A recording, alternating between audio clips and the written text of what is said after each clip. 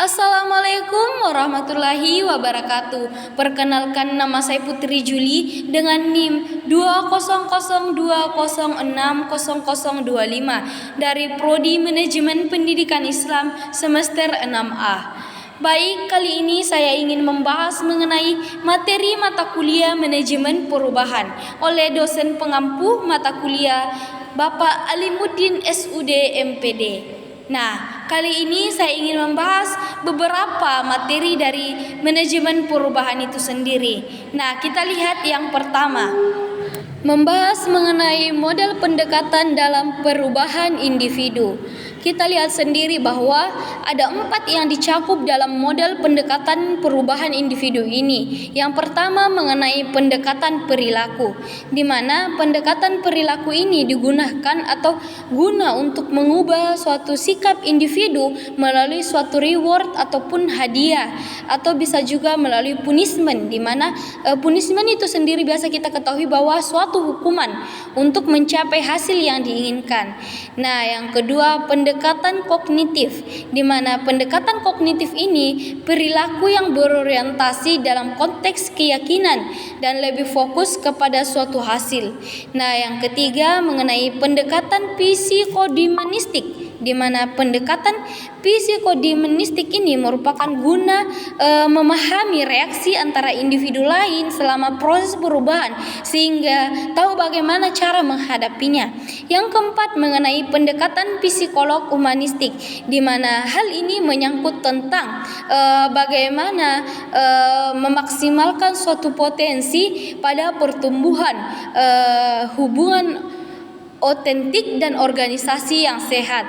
Nah, di dalam pendekatan psikolog humanistik juga ini menyangkut tentang bagaimana suatu aktualisasi diri, kreativitas, cinta, pengalaman, dan bahkan lain sebagainya untuk memaksimalkan yang namanya potensi dalam suatu individu tersebut. Yang kedua membahas mengenai langkah dalam memimpin perubahan, di mana ada 8 langkah dalam memimpin suatu perubahan. Yang pertama mengenai membangun suatu urgensi atau situasi yang perlu perubahan. Nah, untuk perubahan terjadi ada baiknya jika seluruh perusahaan yang benar-benar menginginkannya perlu memperhatikan yang namanya suatu perkembangan urgensi terhadap kebutuhan perubahan. Nah, ini dapat memicu yang namanya motivasi awal untuk mendapatkan sesuatu bergerak. Yang kedua, membangun koalisi atau kelompok kerja yang kuat. Nah, meyakinkan orang bahwa perubahan diperlukan.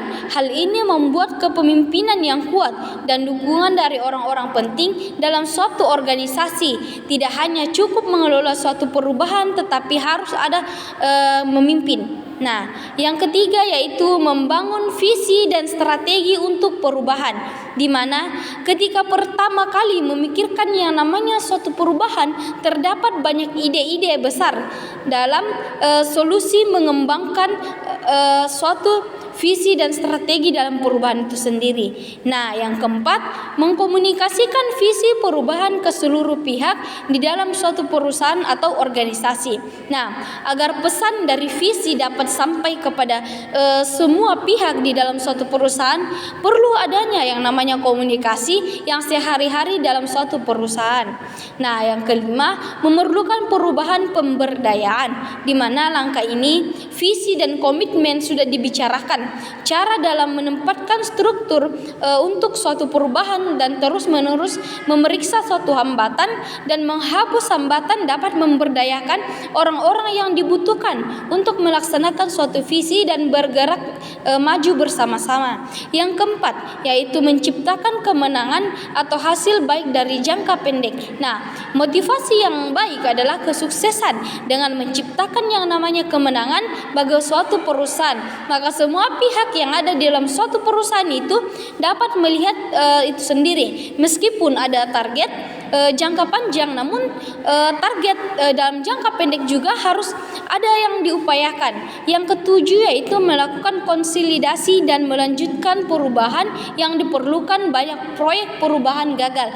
Nah, banyak proyek perubahan yang itu gagal. Karena apa? Karena kemenangan dinyatakan terlalu dini.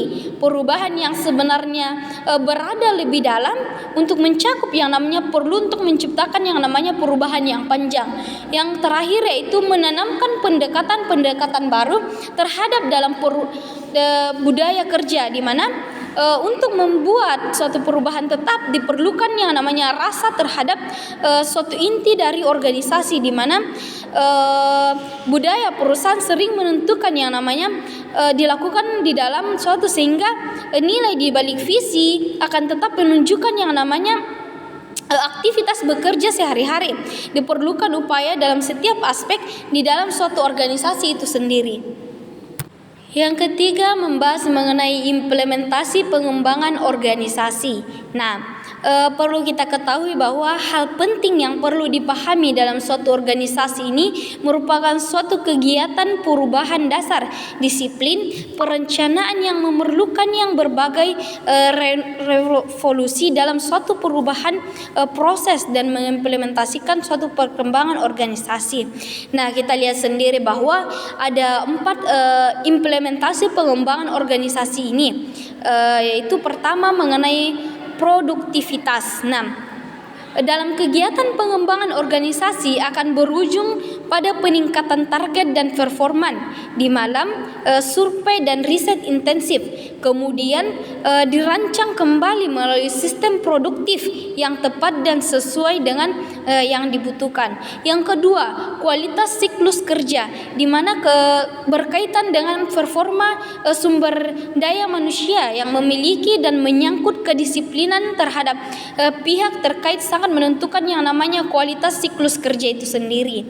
Yang keempat, mengenai umpan balik. Nah, bisa kita sebut saran dari pihak luar juga senantiasa harus dipertimbangkan pula, karena pendapatan serta saran dari pihak-pihak eksternal mewakili pendapatan pelanggan ataupun hubungan kerja dengan pebisnis lainnya. Yang keempat yaitu pembauran strategi, di mana pembauran strategi ini akan sangat diperlukan demi menjaga endurasi perusahaan serta meningkatkan yang namanya kredibilitas di mata pihak eksternal itu sendiri. Yang ketiga, membahas mengenai teknik dalam pengembangan organisasi. Kita lihat sendiri bahwa ada beberapa dari teknik dalam pengembangan organisasi itu sendiri. Di mana yang pertama mengenai sensitive training, di mana sensitive training ini mencakup mengenai teknik pengembangan suatu organisasi. Yang pertama diperkenalkan dan paling sering digunakan. Yang kedua mengenai teknik building, di mana pendekatan yang bertujuan untuk memperdalam yang namanya kreativitas serta kepuasan tiap individu dalam suatu kelompok kerjanya.